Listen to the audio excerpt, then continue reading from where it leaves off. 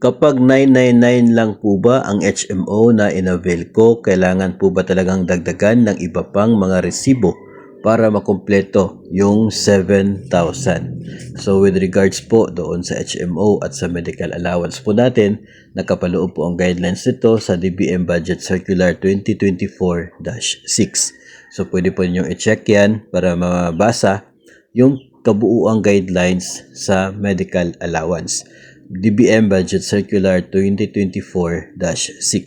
Malinaw po doon na nakapaloob na kapag ang isa pong empleyado ng gobyerno ay nag-avail ng kanya pong HMO type na package, kapag nag-avail siya ng HMO type package at ang halaga noon ay hindi aabot ng 7,000, mas mababa sa 7,000, ang sabi po doon, hindi siya required na kanya pong isauli yung sobra doon sa kanya pong nabili na HMO. So, kung magkano yung HMO na binili ninyo, yung excess, sa inyo na po. Kaya, yun po yung sinasabi doon. At ang para po malinaw kung bakit ganyan, ay hindi na nga po nire-require na resibo talaga yung gawin po or isubmit ninyo as proof na meron kayong HMO na binili coming from your medical allowance. Yung resibo ay pwedeng option na isubmit as documentary requirements after na medical allowance. Pwede rin naman na yung po agreement ng inyong HMO o kaya ay HMO ID. Pwede po na yon. Kung i-present nyo yung HMO ID at saka po yung agreement o yung policy, no need for the resibo, hindi nila malalaman na 999 yung kinuha ninyo na HMO. Hindi po required na ibabalik. Ngayon, dapat bang dagdagan mo yung resibo para umabot ng 7,000? Yun nga po yung sabi, hindi required na ibalik mo. So, what's the point of dagdagan mo pa yung resibo na yon? Ang kinakailangan po na aabot ng 7,000 na resibo ay kapag hindi HMO yung binili mo coming from your medical allowance. Kasi ganito po yun. Ang medical allowance talaga, priority main purpose niya ay dapat para mayroong HMO ang mga government personnel. Kung may existing HMO ka na, you can make use of your medical allowance para mayroon ka pang renew annually doon sa existing HMO mo. O kaya ay kung wala ka pang existing ay bibili ka ng HMO mo.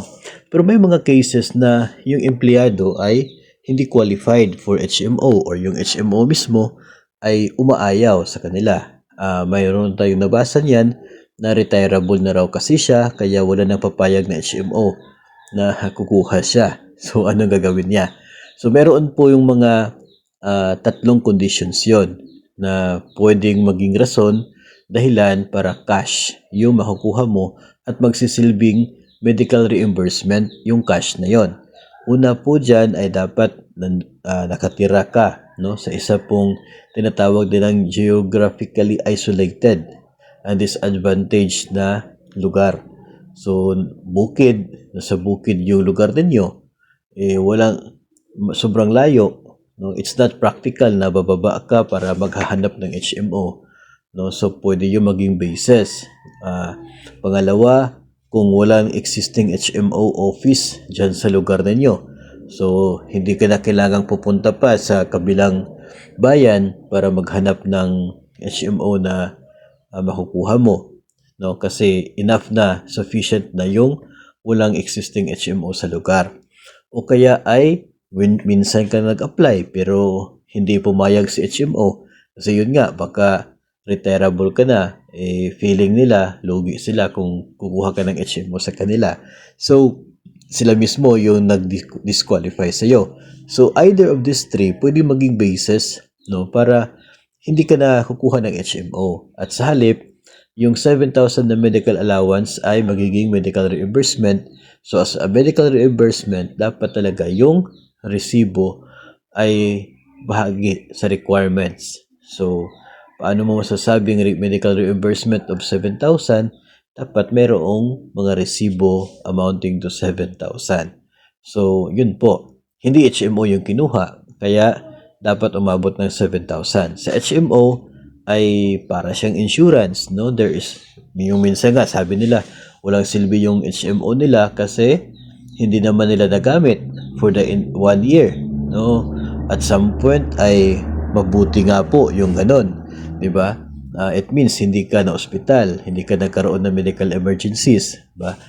Ah, para kasing insurance yung dating niya, kaya siguro naisip nila na mayroong chance na hindi mo mapapakinabangan yung 7,000 mo kung required talaga na 7,000 yung pambili sa HMO.